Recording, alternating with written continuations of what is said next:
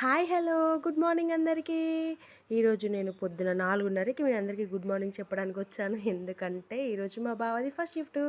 So మా బావకి నేను టిఫిన్ పంపించాలి కాబట్టి నేను ఈరోజు మా బావల టిఫిన్ బాక్స్లోకి దోశ చేశాను. అండ్ దోశతో పాటు పప్పు చేశాను. నేను స్టీమ్ దోశ చేస్తానండి, నేను ఆయిల్ వాడను. సో నేను అట్లా దోశ పిండి లూజ్గా కలుపుకొని దోశ వేసేసి దోశ పైన ఒకటి మూత పెట్టేస్తానండి, అది స్టీమ్ అవుతుంది.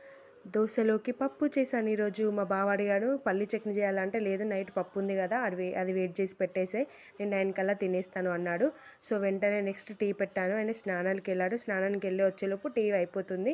మా బావ బాత్రూంలోని కేకలు వేశాడు, సోప్ అయిపోయింది సబ్బు అయిపోయింది అని. సో నేను వెళ్ళి ఆయనకి సబ్బు ఇచ్చేసాను. సబ్బు ఇచ్చేసి వచ్చి టీ అయ్యేలోపు నా పని చేసుకుందామని ఉడవడం స్టార్ట్ చేశాను.